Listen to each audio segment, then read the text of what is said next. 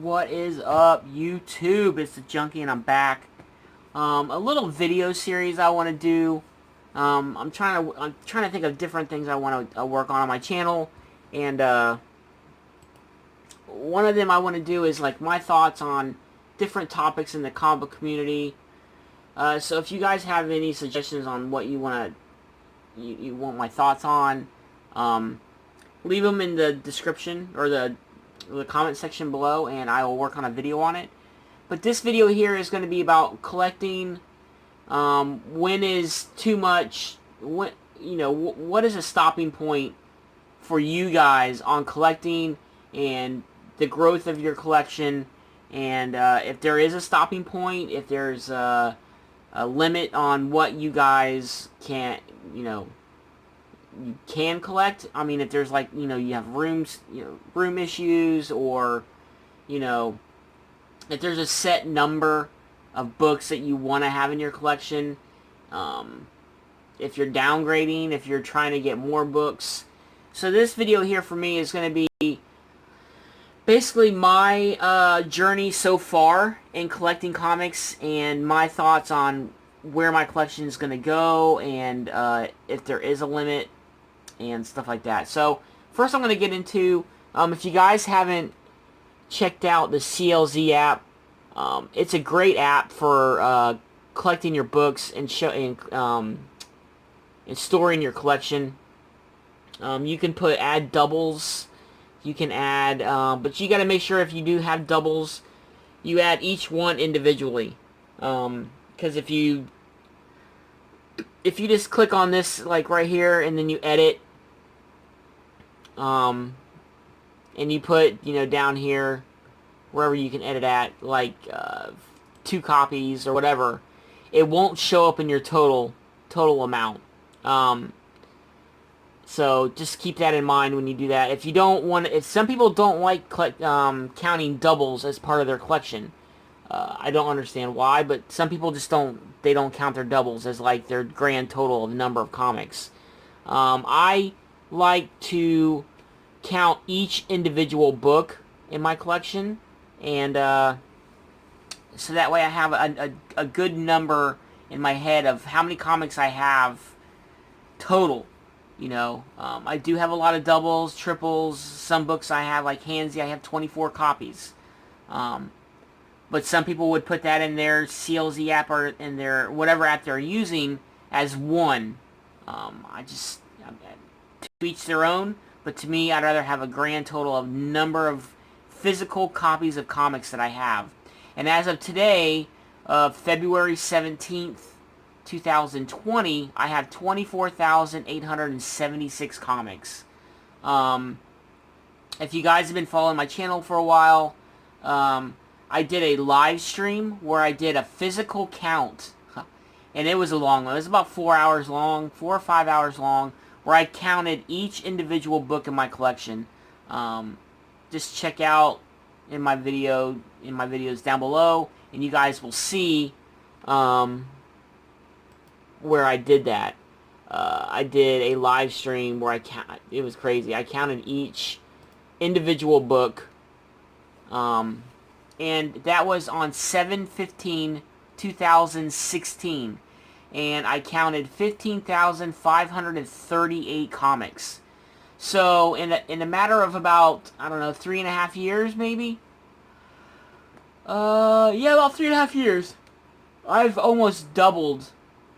I've gained about 9,000 comics, and I think I did the math, and it equals out to about 2,600 comics a year that my collection is growing. At that rate, and that's new books I've bought off eBay, books I've bought off, dollar bins or whatever. I'm averaging about 2,600 comics a year, and that's gonna put me well over. In 10 years, that's going to put me well over 50,000 comics if I keep at that pace. So, thinking of that number and looking at my collection here, and if you guys see like spaces like in my CLZ app, you see like these are blank. These are comics that I tried to download and I couldn't because they were not in the CLZ app at the time. And a lot of these are some of my Golden Age books that I have.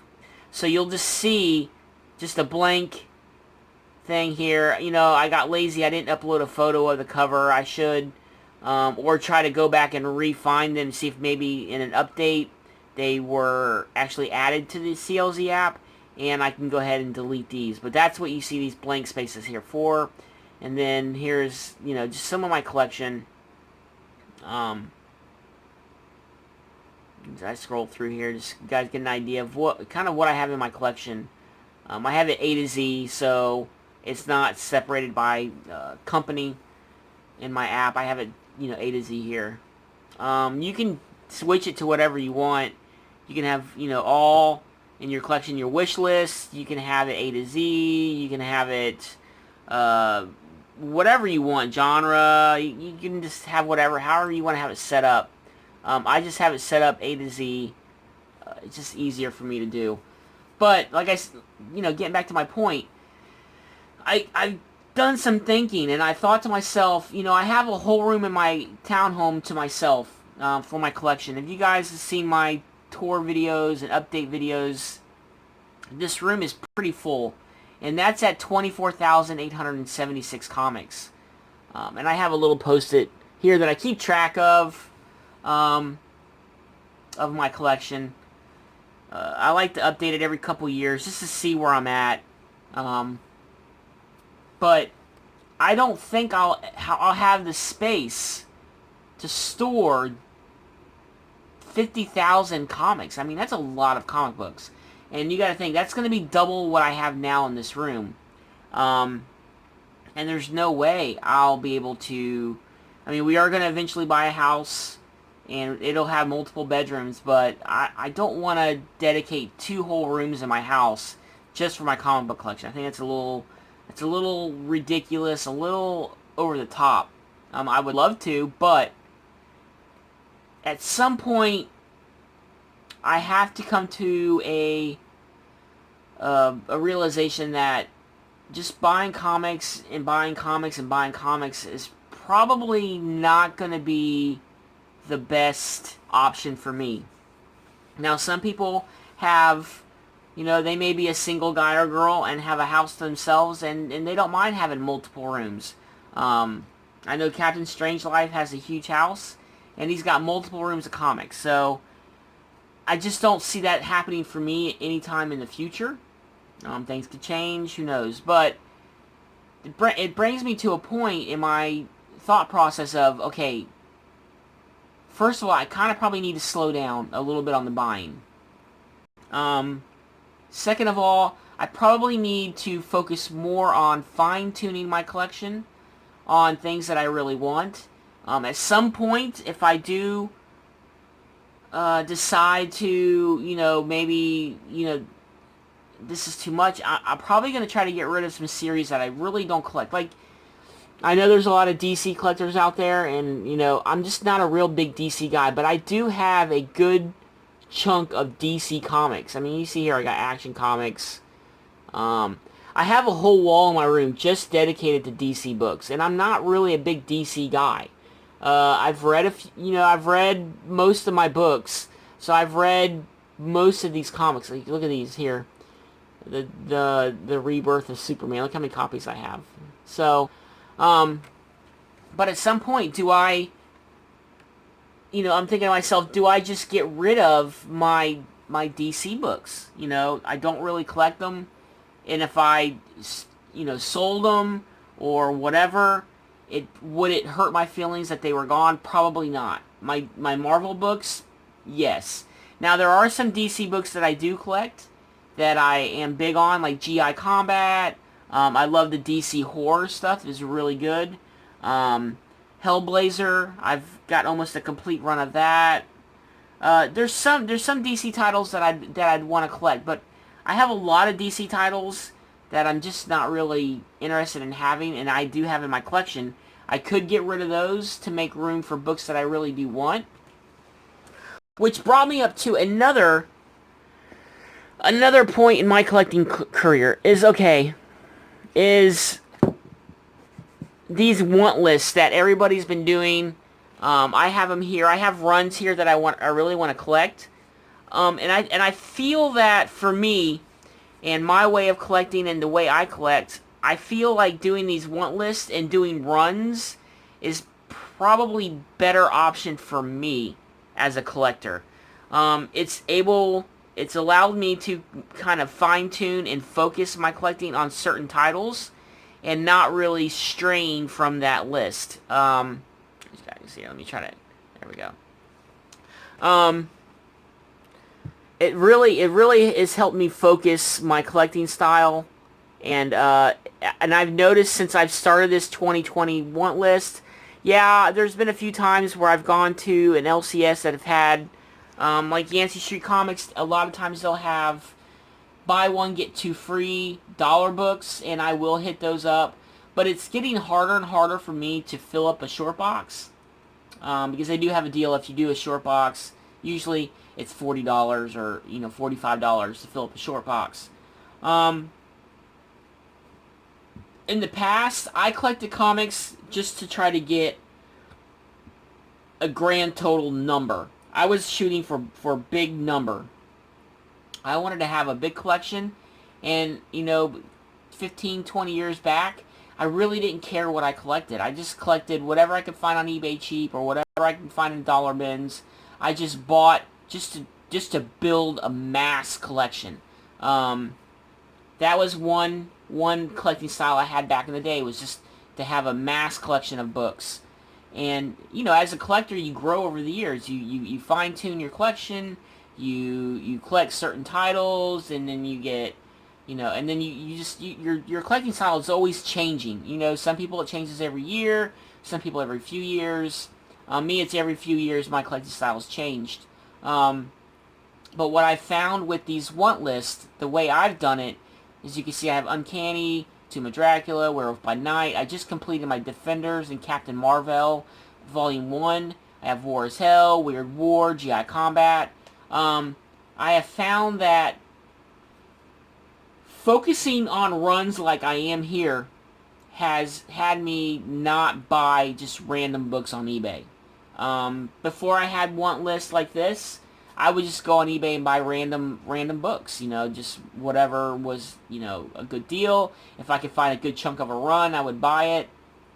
And not something that I was even really interested in or focused on. It was just something that I would just buy just to have. But like I said, with these lists, my random spending on books has really cut down. I've been more focused on these lists and trying to complete them. And kind of a good thing about this want list that I have, a majority of these titles, especially the top 3, are a little bit more pricey of books. So you're not really going to find them in the dollar bins. You're not really going to find them in $2, $3, $4 bins. These are, $5 to, $25, $30. Some of them even, especially the Uncanny X-Men, the early issues, are $40, $50, $60, $70 a book. So for me, really wanting to focus on that Uncanny X-Men from 1 to 99, a lot of those books are $50, $60 each. So I'm really trying to focus on saving to buy those books. So I'm not really spending that $60 that I would spend on one Uncanny X-Men on just random books on eBay. So I've noticed over the past month or two, since the beginning of the year, really, my collecting buying style has really slowed down, which is good for me. So I was just curious on what your guys' thoughts are. I'd love to have 50,000 comics in my collection. I love comics. I feel like when I go to dollar bins or on eBay, I'm rescuing that book.